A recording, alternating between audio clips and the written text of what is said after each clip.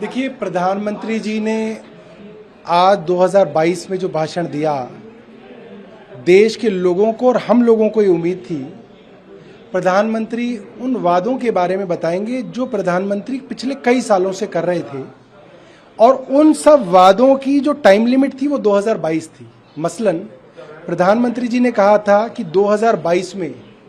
देश में हर नागरिक के पास घर होगा, जबकि प्रधानमंत्री योजना के हिसाब से, सरकारी आंकड़ों के हिसाब से भी सिर्फ 66 लाख घर अभी तक बनाए गए हैं, जो कि मुझे लगता है कि देश का 1% भी नहीं है देश की आबादी का। दूसरी तरफ प्रधानमंत्री ने कहा था कि 2022 तक अहमदाबाद और मुंबई के बीच में बुलेट ट्रेन चल जाएगी, ऐसा भी नहीं हुआ। प्रधानमंत्री जी ने कहा था कि एमएसपी जो है वो दुगना कर दिया जाएगा और उससे किसानों की आय जो है डबल हो जाएगी, ऐसा भी नहीं हुआ। देश इंतजार कर रहा था कि 2022 में क्या होगा उसके बारे में बताएं, मगर प्रधानमंत्री जी ने गोल पोस्ट इतनी दूर कर दी है कि 2047 के सपने प्रधानमंत्री जी अब देश को दिखा रहे हैं। 2047 के अंदर हम में से बहुत सारे लोग नहीं होंगे, बहुत सारे बुजुर्ग नेता जो आज सरकार के अंदर है वो भी नहीं होंगे।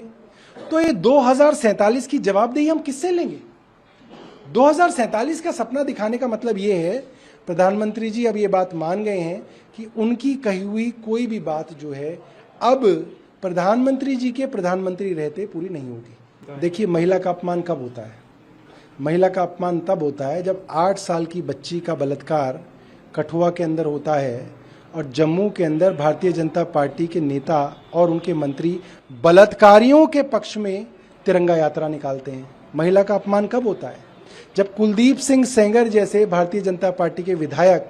एक महिला का बलात्कार कर देते हैं, उसका बाप पुलिस में रिपोर्ट लिखाने जाता है तो पुलिस में मार मार के उसकी हत्या कर दी जाती है, गवाहों की हत्या कर दी जाती है, तब महिला का अपमान होता है। जब हाथरस के अंदर एक दलित महिला का बलात्कार 5 ठाकुर लड़के कर देते हैं और बलात्कारियों के पक्ष में पूरी की पूरी भारतीय जनता पार्टी की योगी सरकार खड़ी हो जाती है, उस गरीब बच्ची का दाह संस्कार मिट्टी का तेल डाल के रात को 3 बजे कर दिया जाता है, उसके घर वालों को उसकी बॉडी नहीं दी जाती, तब महिला का अपमान होता है। प्रधानमंत्री जी इनके ऊपर अगर